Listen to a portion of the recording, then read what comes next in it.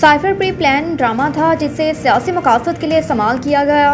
आजम खान ने एतराफ़ी बयान रिकॉर्ड करा दिया। ज़राए का कहना है कि साबिक़ प्रिंसिपल सेक्रेटरी आजम खान ने 164 के तहत मजिस्ट्रेट के सामने एतराफ़ी बयान रिकॉर्ड कराया।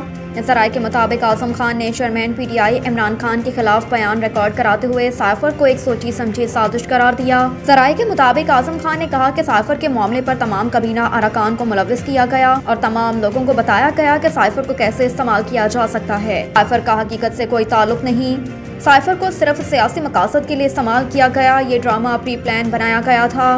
ज़राए के मुताबिक आजम खान ने अपने एतराफ़ी बयान में कहा कि चेयरमैन PTI ने तमाम तरह हक़ाइक़ को छुपा कर साइफर को झूठा और बेबुनियाद बयानिया बनाया।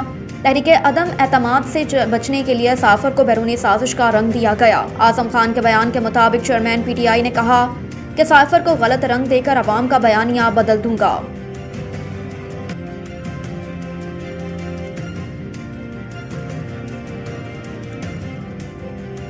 जुड़वा शहरों में मौसलाधार बारिश, दीवार गिरने से 13 अफराद जाँ बहक। इस्लामाबाद, रावलपिंडी, जुड़वा शहरों में गुज़श्ता शब होने वाली मौसलाधार बारिश से नशेबी इलाके ज़ेर-ए-आब आ गए, जबकि दीवार गिरने के 2 वाक़यात में 13 अफराद जाँ बहक हो गए। पुलिस के मुताबिक रावलपिंडी में मौसलाधार बारिश के दौरान पेशावर रोड पर गोलवड़ा के नज़दीक दीवार गिरने से 12 अफराद मलबे तले दबकर जाँ बहक हो गए। हादसे के बाद रेस्क्यू 112 की टीमों ने जाए हादसे पर पहुंचकर इमदादी कार्रवाई की और मलबे तले दबे अफराद को निकाला।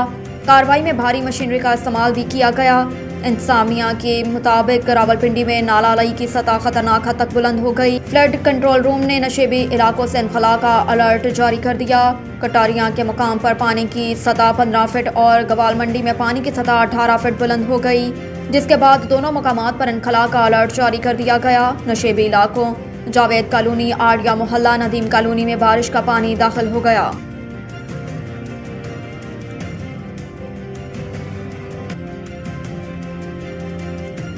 खातून जज धमकी केस, इमरान खान ने अदालत में खड़े होकर मुआफ़ी मांग ली। District and session court Islamabad में चेयरमैन PTI के खिलाफ खातून जज को धमकी देने के केस की समाअत हुई।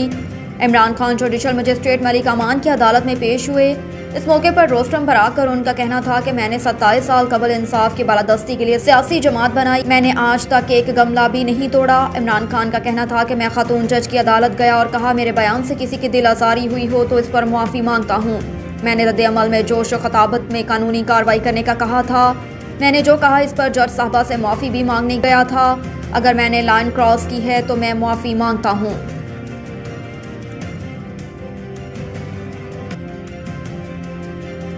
साबिक़ वज़ीर आला परवेज़ इलाही अडयाला जेल मुंतकिल, नज़रबंदी अदालत में चैलेंज।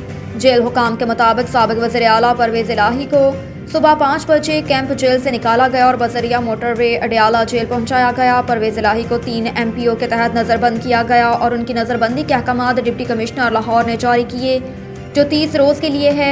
जेल ज़राए के मुताबिक परवेज़ इलाही का केस हाई प्रोफाइल होने की वजह से उन्हें हुकूमत की मंजूरी से मुंतकिल किया गया।